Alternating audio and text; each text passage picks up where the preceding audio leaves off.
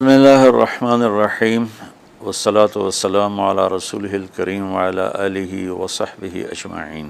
عید کی خوشی ہم کیوں مناتے ہیں؟ پہلے میں یہ تھوڑا سا واضح کر دوں کہ رمضان کا مہینہ اللہ نے پورا ایک ہمارے لیے خوشی کا مہینہ بنایا ہے، جس میں اللہ کی جنت کے دروازے کھول دیے جاتے ہیں، جہنم کے بند کر دیے جاتے ہیں، شیطان قید کر دیے جاتے ہیں، جنت کو روزانہ سجایا جاتا ہے، اللہ کا عرش پہلے آسمان پہ آ جاتا ہے، اللہ کی طرف سے اعلان ہو رہا ہوتا ہے، کوئی بخشش چاہنے والا، کوئی حاجت مانگنے والا، فرض 70 فرضوں کے برابر ہو جاتا ہے اور نفل فرض کے برابر ہو جاتا ہے، اور نفل اور فرض کا فرق اتنا بڑا ہے کہ قیامت تک 2 رکعت نفل پڑھتا رہے تو فرض رکعت کے ایک سجدے کے برابر نہیں، اور اس میں جو مر جاتے ہیں اہل ایمان، ان کا حساب نہیں ہوتا، ان کو قبر میں منکر نکیر نہیں آتے،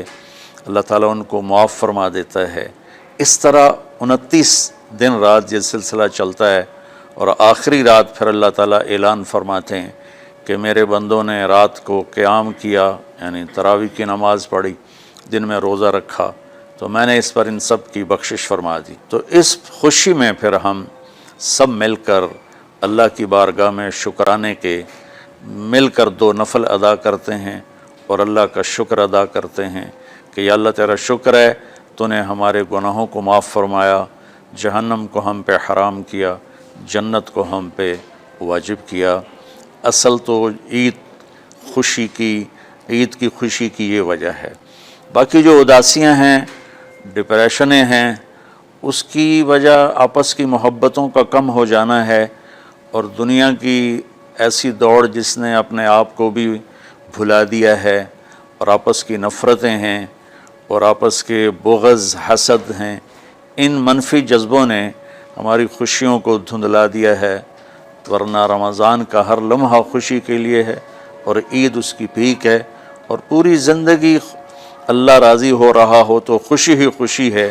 ہمیں اپنے ملک سے، اپنی نسل سے آپس کی نفرتیں، حسد، بغض یہ مٹانے ہوں گے، تب جا کر ہمیں حقیقی خوشیاں حاصل ہوں۔ آپ عید کے لیے غسل فرماتے تھے اور اپنے کپڑوں میں سے اچھے کپڑے منتخب فرماتے تھے، اور فجر کی نماز کے بعد آپ اشراق نہیں پڑھتے تھے اس دن، باقی آپ کی ساری زندگی کا معمول تھا کہ فجر کے بعد آپ اشراق پڑھتے تھے، لیکن اس دن آپ اشراق نہیں پڑھتے تھے، غسل فرما کے پھر کچھ کھا کے، کوئی میٹھی چیز، کھجور ہی عام طور پر ہوتی تھی، کھجور کھا کے پھر آپ عیدگاہ کی طرف تشریف لے جاتے تھے، اور پہلے نماز پڑھاتے تھے، پھر خطبہ ہوتا تھا، اور اس کے بعد جس راستے سے آپ جاتے تھے اس راستے کو چھوڑ کر پھر اور راستے سے گھر واپس آتے تھے، پھر وفود سے ملاقات کرتے تھے، سرداروں سے، صحابہ سے ملاقات کرتے تھے، اس میں کچھ کھانوں کا اہتمام بھی ہوتا تھا۔ اس طرح ایک عام روٹین کی عید ہوتی تھی آپ کی، ملاقاتیں کرنا، کھانوں میں جانا اور اچھے کپڑے پہننا، سب کو خوشی سے ملنا، یہ عید الفطر پر آپ کا یہ معمول تھا۔ اسلام جاوید بھائی 2 چیزوں کا مجموعہ ہے، ایک اللہ کا حق ہے جو عبادات کی شکل میں ہے، اور ایک اللہ کے بندوں کا حق ہے جو اخلاقیات اور معاملات اور معاشرت کی شکل میں ہے۔ یہ دونوں کمپلسری پیپر ہیں، دونوں لازمی پیپر ہیں، ان دونوں میں پاس ہونا ضروری ہے۔ میری نماز اچھی ہے لیکن میری دکان پہ جھوٹ ہے، تو نماز اس جھوٹ کی کمی کو پورا نہیں کر سکے گی۔ میری دکان پہ سچ ہے لیکن میں نماز نہیں پڑھتا، تو میرا یہ سچ بولنا میرے نماز کی کمی کو پورا نہیں کر سکتا۔ اللہ کے نبی نے دنیا سے جاتے ہوئے 2 لفظوں میں سارا دین بتا دیا تھا۔ جب آپ جانے کا وقت قریب تھا تو آپ 2 لفظ دہرا رہے تھے، الصلاۃ وما ملکت ایمانکم، میری امت میرے بعد ایک نماز نہ چھوڑنا، اور ایک امت کے غریب مسکین لوگوں سے، نوکر غلاموں سے اچھا سلوک کرنا۔ یہ 2 الگ الگ ڈیمانڈ ہیں، جیسے پانی پینے سے روٹی کی کمی پوری نہیں ہو سکتی اور روٹی کھانے سے پانی کی کمی پوری نہیں ہو سکتی، یہ دونوں الگ چیزیں ہیں۔ اخلاق کو عبادت کی کمی پر نہیں کر سکتی، اور عبادت کی کمی اخلاق کو اور اخلاق کی کمی کو عبادت پورا نہیں کر سکتی، ان دونوں چیزوں میں پاس ہونا ضروری ہے، تب جا کر ایک معتدل معاشرہ وجود میں آتا ہے۔ پوری امت اس چیز کا شکار ہے، چونکہ جب بددیانتی اور جھوٹ اور ظلم عام ہو جاتا ہے تو پھر اس میں پورا معاشرہ ہی گناہگار اور مجرم بن جاتا ہے، صرف حکمرانوں کی بات نہیں رہتی۔ یہ تو ایک سوال کا جواب موسیٰ علیہ السلام کو اللہ نے دیا کہ اللہ تعالیٰ سے انہوں نے پوچھا، یا اللہ جب آپ راضی ہوتے ہیں تو اس کی کیا نشانی ہے؟ تو اللہ تعالیٰ نے فرمایا کہ میں بارشیں موقع پر دیتا ہوں، حکومت سمجھداروں کو دیتا ہوں، پیسہ میں سخیوں کو دیتا ہوں۔ تو پھر انہوں نے پوچھا جب آپ ناراض ہوتے ہیں تو اس کی کیا نشانی ہے؟ تو آپ نے فرمایا، اللہ تعالیٰ نے فرمایا کہ بارشیں بے موقع کرتا ہوں، حکومت نااہلوں کو دیتا ہوں، اور پیسہ میں بخیلوں کو دیتا ہوں۔ تو جب معاشرے میں عمومی بگاڑ پیدا ہوتا ہے تو اس کا اثر پھر اس شکل میں ظاہر ہوتا ہے، کبھی کسی اور شکل میں ظاہر ہوتا ہے۔ اس چیز کے مجرم نہ صرف حکمران ہیں، نہ صرف بخیل لوگ ہیں، بلکہ تمام طبقات امت کی اجتماعی کوتاہی میں یہ حالات اللہ کی طرف سے پیدا ہوتے ہیں۔ اس میں ہم سارے ہی ایک دوسرے کو مجرم ٹھہرانے کی بجائے اپنے اپنے گریبانوں میں جھانک کر دیکھیں کہ تجھے کیوں فکر ہے اے گل دلے صد چاک بلبل کی، تو اپنے پیرہن کے چاک تو پہلے رفو کر لے، وفی انفسکم افلا تبصرون۔ ہر آدمی اپنے عیب دیکھے، اپنی کمیاں دیکھے اور انہیں دور کرنے کی وہ کوشش کرے، تو پھر ایک خوبصورت معاشرہ تشکیل پا سکتا ہے۔ کہ میں اس عید کے خوشی کے موقع پر اپنی قوم سے ہاتھ جوڑ کے اپیل کروں گا کہ جھوٹ بولنا چھوڑ دیں، دھوکہ دینا چھوڑ دیں اور ظلم کرنا چھوڑ دیں۔ مذہبی نفرت نے ہمیں تباہ کر دیا، سیاسی نفرت نے ہمیں تباہ کر دیا، صوبائی قومی نفرت نے ہمیں تباہ کر دیا، آپس کی رنجشوں کی نفرت نے ہمیں تباہ کر دیا۔ میں ساری قوم کے سامنے جھولی پھیلا کر چاروں صوبوں کے رہنے والوں سے اور ہر مکتب فکر سے متعلق اہل ایمان سے یہ درخواست کرتا ہوں کہ آئیں ہم سچائی کو اپنا ساتھی بنائیں اور دیانتداری سے اپنے آپ کو آراستہ کریں اور انصاف کا ساتھ دیں، نہ ظالم بنیں نہ ظالم کا ساتھ دیں۔ ایک حدیث سنا کے بات ختم کرتے ہیں۔ میرے نبی وضو فرما رہے تھے تو صحابہ آپ کے وضو کا پانی گرنے نہیں دے رہے تھے، نیچے سے لے کر کوئی پی رہا تھا، کوئی منہ پہ مل رہا تھا۔ تو آپ نے فرمایا ما یحملکم علی ھذا، یہ کیا کر رہے ہو؟ وہ کہنے لگے یا رسول اللہ، اللہ اس کے رسول کی محبت میں کر رہے ہیں۔ تو آپ نے فرمایا میں تمہیں بتاتا ہوں اللہ اس کے رسول سے محبت کرنے والا کون ہوتا ہے۔ فَلْيُصْدِقِ الْحَدِيثَ إِذَا حَدَّثَ، اللہ رسول سے محبت کرنے والا وہ ہوتا ہے جو ہمیشہ سچ بولتا ہے۔ فَلْيُؤَدِّ الْأَمَانَةَ إِذَا تُؤْمِنَ، جو ہمیشہ امانت داری سے کام لیتا ہے، کبھی دھوکہ فراڈ نہیں کرتا۔ فَلْيُحْسِنْ جِوَارَ مَنْ جَاوَرَهُ، اور جو ہمیشہ اپنے پڑوسیوں کے ساتھ اچھا سلوک کرتا ہے، پڑوسی اپنے ہوں، غیر ہوں، مسلم ہوں، نان مسلم ہوں، وہ ان کے ساتھ اچھا سلوک کرتا ہے۔ یہ تین نشانیاں ہیں عشق رسول کی، یہ تین باتیں میری قوم اپنا لے تو یہ اندھیرے اجالوں میں انشاءاللہ تبدیل ہو جائیں گی۔ رمضان رخصت ہو رہا ہے، انہیں اللہ کو راضی کر۔ میں کہتا ہوں سب سے آسان ہے اللہ کو راضی کر۔ یہ قرآن کہاں اترا ہے؟ اس کی جگہ دماغ نہیں، اس کی جگہ دل ہے۔ چونکہ ہمارے دلوں پہ قرآن کا اثر نہیں، اس لیے پڑھ کے سن کے بھی ہماری زندگی میں کوئی تبدیلی نہیں آتی۔ بیوی کو عزت دینا کمال ایمان ہے۔ لوگ اپنی بیٹیوں کو کس محبت سے پالتے ہیں، اور سسرال والے اس کا تیا پانچا کر کے رکھتے، اور ان کے تانے سن سن سن ڈپریشن کی مریض ہو جاتی۔ کوئی خوش نصیب ہوتی ہے جس کو اچھا گھر مل جاتا ہے۔ ایک لڑکا میرے پاس آیا، کہا جی مولانا میری بہن کو اس کے شوہر نے گھر بھیج دیا ہے، جب فریج لے کے آتا میرے گھر آویں نہیں تنا۔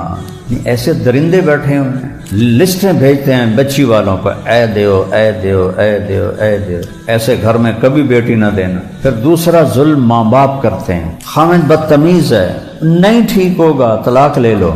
ساس سسر بدتمیز ہیں نہیں بدلیں گے، طلاق لے لو، کیوں اپنے جگر جان کو برباد کرتے ہو؟ بیٹی صبر کر، بیٹی صبر کر، تو نبھا، ساڑی بیزتی ہے، تین طلاق ہو جاوے۔ میرے نبی نے فرمایا جو اور بیوی پہ ہاتھ اٹھاتا ہے وہ انسان ہی نہیں ہے کہ یہاں سے نا میں خامندہ، میری نوکر ہے، میری ماں دے بھی خدمت کرے، میرے پیو دے بھی خدمت کرے، میری بھیڑاں دے بھی خدمت کرے، میرے بھائیاں دے بھی خدمت کرے۔ وہ تیری نوکرانی ہے یا بیوی ہے؟ کہ بیٹیوں کو، بہنوں کو وراثت میں حصہ نہیں دیتے، لوگ خود کھا جاتے ہیں، بہت بڑا ظلم ہے۔ کوئی جوتی اٹھاتا ہوا پکڑا جائے تو سارے نمازی رل کے انہوں لتر مارنا شروع کر دیں۔ جس نے اپنی بہن کی جائیداد ہڑپ کر لی، اس کمبخت سے بڑا بھی کوئی چور ہو سکتا ہے؟ اللہ نے اس بچی کا حق رکھا ہے باپ کی جائیداد میں، ماں کی جائیداد، اور بھائی سارا کھا جاتا ہے، حرام ہو جاتا ہے سارا رزق۔ میرے نبی نے فرمایا 4 کام کر لو، دنیا بھی تمہاری آخرت۔ صدق و حدیث، ہمیشہ سچ بولنا، جھوٹ نہ بولنا۔ اللہ نے جھوٹوں پہ لعنت کی ہے۔ نمبر 2، ہمیشہ دیانتداری سے کام کرنا، 2 نمبری نہ کرنا، دھوکہ نہ دینا۔ تیسرا، اپنے اخلاق اچھے رکھنا، کسی کو دکھ نہ دینا، تکلیف نہ دینا۔ اور چوتھی بات فرمائی عفت فی طعمۃ، رزق حلال کمایا کرو۔ اور کیا خوشخبری سنائی، جو صبح سے شام تک رزق حلال کماتا ہے اس کے اس دن کے سارے گناہ معاف ہو جاتے۔ جنت کی سب سے بڑی نعمت ہے اللہ کا دیدار۔ جنت چھوٹی ہو جائے گی جب اپنے جنات عدن یدخلونہا ومن صلح من آبائہم وازواجہم وذریاتہم والملائکۃ یدخلون علیہم من کل باب سلام علیکم بما صبرتم فنعم عقبی الدار۔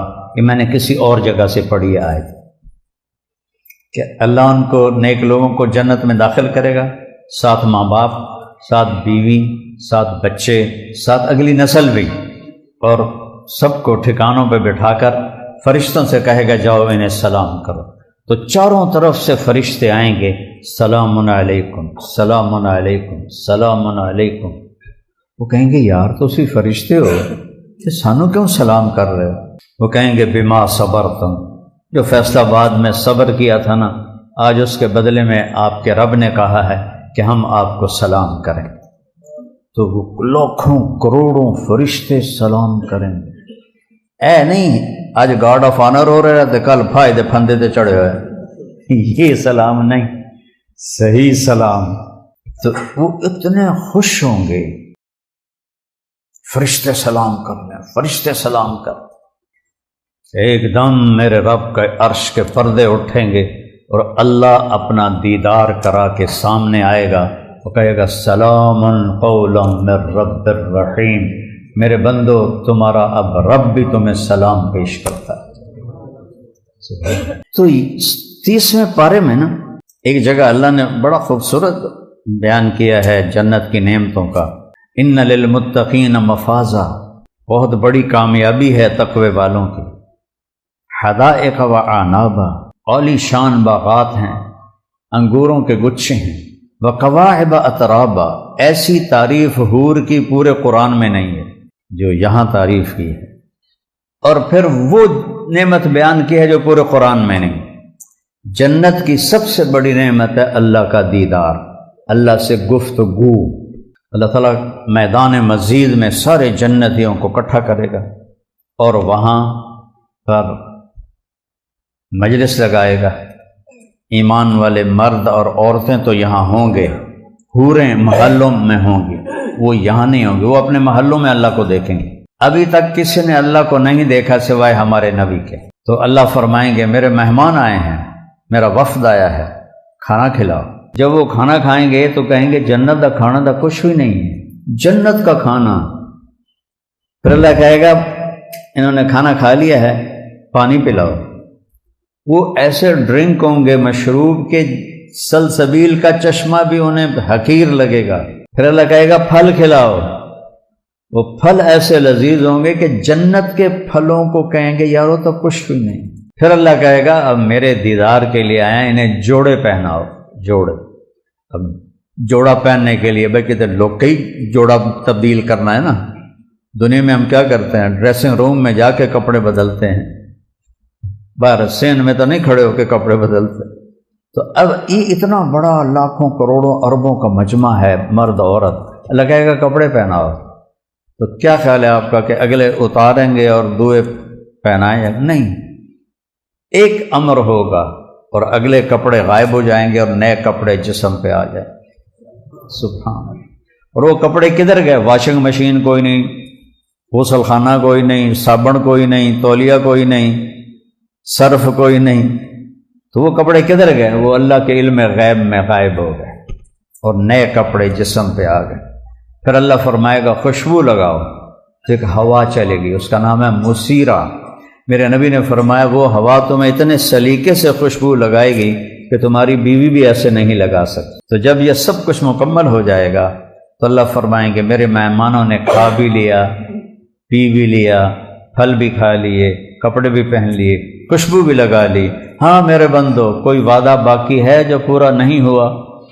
کہیں گے نہیں یا اللہ سارے پورے ہو گئے۔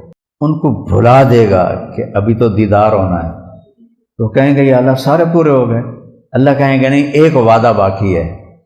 وہ کہیں گے یا اللہ وہ کون سا؟ تو نے دوزخ سے بچا لیا، تو نے ہمارا حساب آسان کر دیا، تو نے پل سے ہمیں گزار دیا، تو نے ہمیں اپنے عذاب سے بچا لیا، تو نے ہمیں جنت میں پہنچا دیا، اپنے دربار میں بٹھا دیا۔ اب وہ کون سا وعدہ باقی ہے؟ کہے گا ان لکم عند اللہ موعظہ یرید ان ینجزکموہ، نہیں میرے بندو بندیو، ایک وعدہ اب باقی ہے جو پورا ہونے لگا ہے۔ اللہ کی آواز آئے گی رضوان، جنت کا بڑا فرشتہ کہے گا لبیک ربنا وسعدیک، اللہ کہے گا ارفع الحجب بینی و بین عبادی و زواری، اٹھو اور میرے بندوں کے درمیان پردے ہٹا دو، میرے بندے مجھے دیکھیں، مجھ سے بات کریں۔ تو اللہ کو کیسے دیکھیں گے؟ ان دو آنکھوں سے نہیں۔ یہ جو باڈی اس وقت ہے 6.25 فٹ کی، 6 فٹ کی، اس میں 10 کھرب سیل ہیں، 10 کھرب، اور ہر سیل میں ہر عضو بننے کی صلاحیت موجود ہے۔ جنت میں یہ قد ہوگا 125 فٹ، تو 6 فٹ میں 10 کھرب ہیں تو 125 فٹ میں کتنے سیل ہوں گے؟ کھرب ہا کھرب۔ جب اللہ پردہ ہٹائے گا تو ہر سیل کے اندر آنکھ پیدا ہو جائے گی، ان کھربوں آنکھوں سے اللہ کا دیدار کریں گے۔ اس کی جو لذت ہے، از لذت دیدارش خسرو چ دواں گفتن سر دادن و جان دادن نا دیدہ رخ یارے۔ خسرو اللہ کو دیکھے بغیر سولیوں پہ چڑھ گئے، آروں سے چر گئے، تو امیر خسرو فرماتے ہیں خسرو ابھی تو اللہ کو دیکھا نہیں اور ایسی قربانیاں دے دی، جب اللہ کو دیکھیں گے تو کیا نشہ ہوگا۔ تو یہ ان دو آنکھوں سے نہیں دیکھو گے، یہاں سے لے کر پاؤں تک ہر سیل میں آنکھ بنے گی، اور آپ کھربوں آنکھوں سے اپنے اللہ کو دیکھو گے اور دیکھنے کا مزہ لوگے۔ اور پھر جب اللہ سے بات ہوگی اور اللہ آپ سے بات کرے گا، ان دو کانوں سے نہیں سنو گے، ہر سیل میں اللہ کا سننے کی طاقت پیدا کرے گا، اور کھربوں سیلز کے ساتھ آپ اللہ کی آواز کو اپنے اندر محسوس کرو گے۔ تو اس لذت کو کون بیان کر سکتا ہے؟ 30ویں پارے میں اللہ نے یہ بیان کیا ہے، یا ایتھا النفس المطمئنہ ارجعی الی ربک، ارجعی الی الجنت نہیں کہا، ارجعی الی ربک، آ جا اپنے رب کے پاس۔ یہ سب سے بڑا بیان ہے جنت کا۔ اور ایک ہے تعالی، آ جا، ایک ہے ارجعی، لوٹا، بڑا فرق ہے۔ تعالی آؤ، آؤ، کہنے والے کے بول میں انتظار کا کوئی معنی نہیں، کہتا آ جاؤ، لیکن ارجعی میں کہنے والے کے بول میں انتظار ہے، آ جاؤ نا، واپس آ جاؤ نا، لوٹ آؤ نا۔ لوٹ آؤ میں انتظار ہے، آ جاؤ میں انتظار نہیں ہے، خبر ہے۔ تو یہاں کیا لفظ ہے، میں اس کی لذت کیسے بتاؤں آپ؟ میں کہنا ارجعی، واپس آ جاؤ، لوٹ آؤ، کدھر؟ اپنے رب کے پاس، الی ربک۔ راضیۃ مرضیہ، تو اپنے رب پہ راضی اور رب تجھ پہ راضی۔ راضیتاً پہلے کہا ہے، مرضیتاً بعد میں کہا ہے کہ تو اپنے رب پہ راضی اور رب تجھ پہ راضی۔ پھر کہا فادخلی فی عبادی وادخلی جنتی، آ میرے بندوں کے پاس آ جا، آ جا میری جنت میں آ جا۔ جنتی کا لفظ بھی قرآن میں صرف یہیں آیا ہے، جنت جنت جنت، کہ جنتی میری جنت، یہ صرف 30ویں پارے میں۔ اور ارجعی الی ربک، یہ بھی قرآن میں کہیں نہیں، 30ویں پارے میں ہے۔ اس لیے میں کہتا ہوں جیسی جنت ان 3 لفظوں میں بیان ہوئی ہے پورے قرآن میں بیان ہوئی۔ ارجعی، جیسے آپ کا دوست کہیں گیا ہوا آپ فون پر کہتے ہیں کب آؤ گے، کب آؤ گے میں انتظار کا معنی ہے کہ میں انتظار کر رہا ہوں، کب آؤ؟ تو ارجعی میرے بندے آ جاؤ نا، واپس آ جاؤ، کب آؤ گے؟ کدھر؟ الی ربک، اپنے رب کے پاس۔ کیا کمال ہے، اضافت کیا کی، ربک، ربکم نہیں کہا، ایک ایک کو الگ الگ کہہ رہا ہے، اپنے رب کے پاس، اپنے رب کے پاس، اپنے رب کے پاس، اپنے رب کے پاس آ جا، آ جا۔ فادخلی فی عبادی، جو میرے پیارے ہیں ان کے پاس آ کے بیٹھ جا۔ وادخلی جنتی، میری جنت میں آ کے بیٹھ جا۔ پورے قرآن میں جنتی کا لفظ یہاں کے علاوہ کہیں نہیں ہے۔ ارجعی الی ربک پورے قرآن میں اس کے علاوہ اور کہیں نہیں ہے۔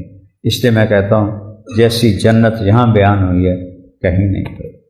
یہ 30ویں پارے کا نہیں، پورے قرآن کا خلاصہ ہے جو میرے رب نے بیان فرمایا ہے۔ تو میرے عزیزوں، میرے بھائیوں، رمضان رخصت ہو رہا ہے، تو ان 2-3 راتوں میں اپنے اللہ کو راضی کر۔ میں کہتا ہوں سب سے آسان ہے اللہ کو راضی کر، آسمان تک گناہوں کو پہنچا دے، آدھی زبان سے کہہ دے یا اللہ معافی، تو اللہ کہتا جاؤ معاف کر دے۔ ایسا رب کہیں دیکھا ہے؟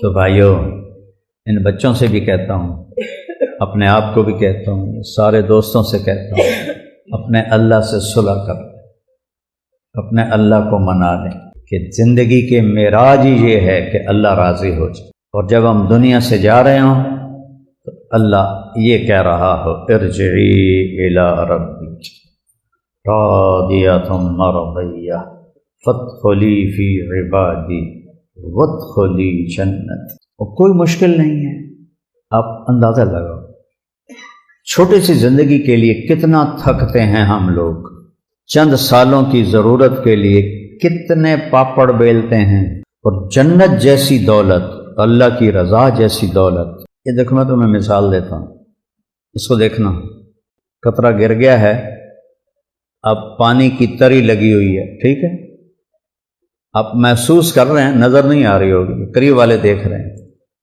جنت کے پانی میں یا سلسبیل میں یا معین میں یا رحیق میں یا زنجبیل میں یا کافور میں، جتنے بھی وہاں چشمے دریا ہیں، ان میں اتنی انگلی ڈالی اور یوں باہر نکالی، اور آسمان پہ بیٹھ کے انگلی کو نیچے کر دے، اتنی یوں اب پورا جڑا ہے، صرف پانی ڈبا ہے، یا جنتی شراب ڈبا، یا دودھ ہے یا شہد ہے، آسمان پہ بیٹھ کے یوں کر دے تو پورے 7 بر اعظم میں خوشبو پھیل جائے گی۔ مہنگی سے مہنگی خوشبو لگاؤ، آدھے گھنٹے بعد لگتا لائی کوئی نہیں۔ ناک جو ہے وہ ناک کے جو سینسر ہیں وہ اس کے عادی ہو جاتے ہیں تو پتہ ہی نہیں چلتا، دوسروں کو پتہ لگتا ہے کہ اس نے خوشبو لگائی، اپنے آپ کو پتہ ہی نہیں لگتا۔ تو یہ ایک قطرہ کسی بھی پانی کا، شراب کا، شہد کا، دودھ کا، آسمان پہ بیٹھ جائے، آسمان آج تک کسی نے نہیں دیکھا، اتنا اونچا ہے، تو 7 بر اعظم اور ساری کائنات میں خوشبو پھیل جائے گی۔ تو اللہ نے کیا گھر بنایا ہے، کیسا بنایا ہے۔ اور جنت الفردوس والے وہ خوش قسمت ہیں جن کو اللہ صبح بھی دیدار کرائے گا، شام بھی دیدار کرائے گا۔ باقی جنتیوں کو جمعہ ہوگا، ہر جمعے، لیکن جنت الفردوس والے صبح بھی شام۔ اور میرے نبی نے فرمایا اللہ سارے جنتیوں کو دیدار عام کرائے گا اور ابو بکر صدیق کو دیدار خاص کرائے گا۔ کیا مان جڑیا۔ تو چلو بھائی، اللہ ہمیں بھی جنت الفردوس کے کسی کھوڑ چھوڑے بڑھا دے، کم از کم صبح و شام اللہ کا دیدار تو کریں، چونکہ اس کے سامنے تو جنت بھی کچھ نہیں ہے۔ کیا کرنا ہے؟ 5 نمازیں قضا ہو گئی، بعد میں پڑھ کے اس کی حاضری لگوا دو، ناراضگی ختم۔ سال کے بعد 30 روزے جو یوں گزر جاتے ہیں،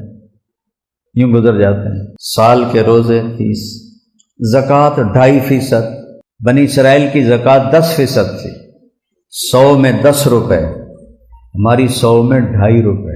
ان کی زکوٰۃ غریبوں کو نہیں دی جاتی تھی، پہاڑ پہ رکھی جاتی تھی، آگ آ کے جلا دیتی تھی، غریبوں کو اپنے اصل مال سے دو۔ ہماری زکوٰۃ غریبوں کو دی جاتی ہے، ان کا بھی کام بنتا ہے۔ 2.5% کیا چیز ہے؟ اور وہ مالداروں پر ہے، ہر ایک پر نہیں ہے۔ حج مالدار پر ہے، غریب پر نہیں ہے۔ پیچھے رہ گئے صرف 2 کام، 5 نمازیں، 30 روزے۔ اور روزے میں بھی معافی ہے، بیمار ہے تو بعد میں رکھ لے، مسافر ہے تو بعد میں رکھ لے، اگر معافی نہیں ہے تو وہ نماز ہے، نماز میں کوئی معافی نہیں ہے۔ ہاتھ جوڑ کر نماز نہ چھوڑو۔ اگر 1446 ہجری 1400 سال میں کسی کو نماز معاف ہوتی تو میرے نبی کے نواسے امام حسین علیہ السلام کو کربلا میں معاف ہوتی۔